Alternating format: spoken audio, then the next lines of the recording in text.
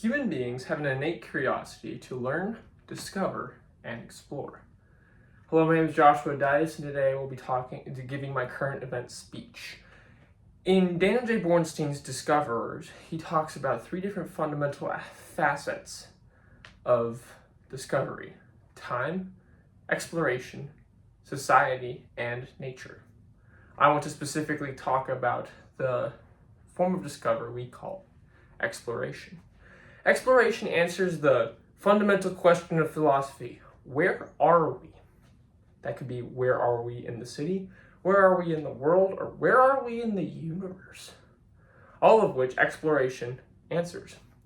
I specifically want to talk about characters like Ptolemy, Columbus, Magellan, and Magellan, and I want to connect that with the current event of the NASA's Artemis II space mission. Firstly, Ptolemy was the father of modern geography, and he became that by spending his entire life inventing cartography and geography and just map making in general. He was curious, well, where are we in the world? And he decided, I'm going to catalog that by using math and logic. This inspired explorers all around him to do the same, and pretty soon Europe was mapped. And that caused people to explore further into the unknown, and thereby causing maps being made of Asia and of Africa. But the land mass had been thoroughly observed, so everyone's eyes turned to the sea. Prince Henry, the navigator, started his school of navigation, which navigation is the method of knowing where you are in the sea because there are no landmarks, using calculations, arithmetic, and the stars.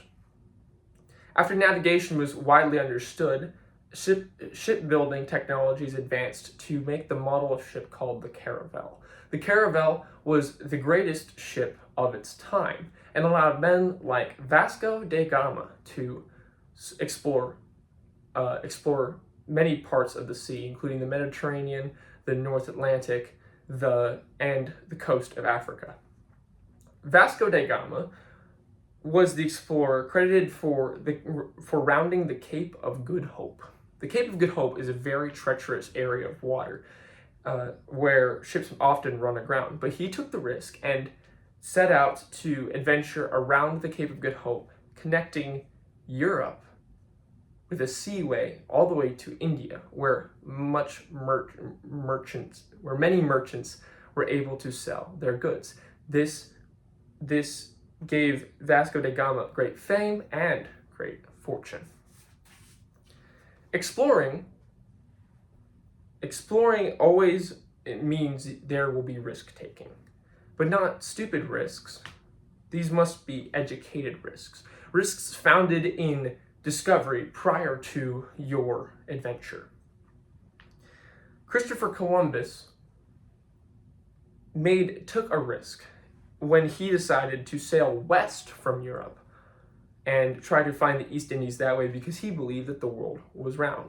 Harkening back to Ptolemy, him and his map makers, because they were drawing on flat pieces of paper, they assumed that since they could put the earth on flat pieces of paper, that the earth was also flat. Well, Christopher Columbus rejected that idea due to other discoveries, such as discoveries of Galileo, who was not an explorer but still had discoveries. He was a discoverer. And Columbus decided to try to find the East Indies using his method.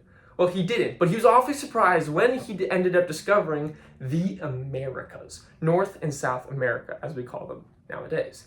With that grand achievement by Christopher Columbus, he gave three men, Vespucci, Balboa, and Magellan, the opportunity to put their names in the history books as well.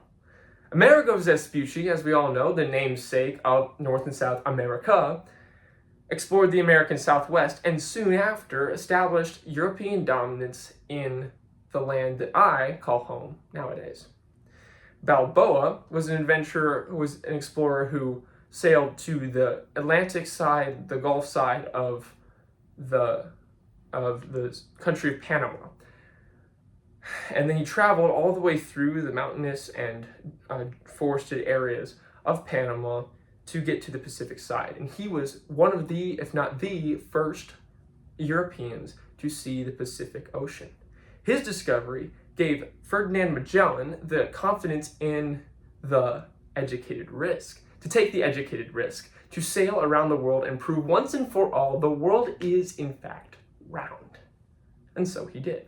This Columbus's daredevil sort of mission to find the East Indies, that ended up finding the Americas, gave Vespucci, Balboa, and Magellan the opportunity to put their names in the history books, but also to smash the idea of the flat earth. Without Columbus, there would be no Vespucci. Without Vespucci, there would be no Balboa. Without Balboa, there would definitely be no Magellan, and we may still be living in a flat earth world. Now, this is a hard stop going from flat earth to modern day 2026, but let's fast forward. April 1st, 2026 to April 10th, the NASA's Artemis II space mission occurred, where they launched their Orion space capsule into orbit, practiced some simulated docking maneuvers, and flew out all the way to the moon, orbited around the dark side of the moon, named some craters, and flew all the way back, landing in the Pacific Ocean just off the coast of San Diego. The goal of NASA's Artemis II missions is to further deep space travel, while simultaneously testing out new technologies in their ground control, their new Orion space capsule, and maybe even, if successful, start a lunar surface colony. Artemis II implies that there was an Artemis I, and there was. Back in 2022, they launched the Orion space capsule, the capsule that housed the crew, to chart the same course that Artemis II ended up charting in this year. And Artemis I did this so that they could prove that the Orion space capsule could, in fact, keep any crew that would be inhabiting it in future missions would survive, right? And so Artemis I gave confidence to NASA to take the educated risk with Artemis II. Now the Artemis II mission is doing the same thing for the next Artemis mission, Artemis III, which will take place in 2027, where they intend to launch a moon lander into orbit of the Earth and maybe even the moon.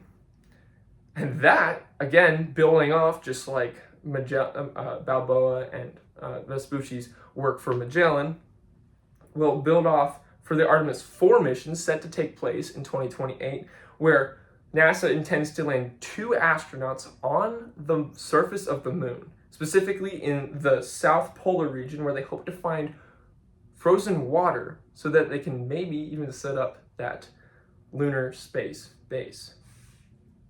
So what does this all have to do with discovery? Exploration is a form of discovery. And just like all discovery, it builds off of itself. NASA could not have explored any part of space if we had not first explored the Earth.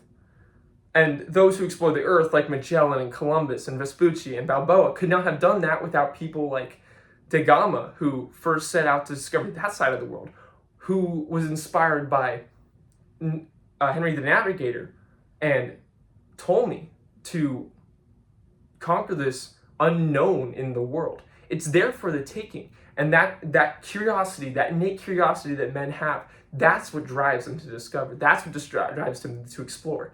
And even in modern day America, 2026, we understand this. And we will always be discovering more things. We will always be exploring the unknown and seeking to answer the question, where are we in this universe? That is the importance of discovery. That's the importance of exploration. And that is part of our goal as human beings on this planet. Thank you.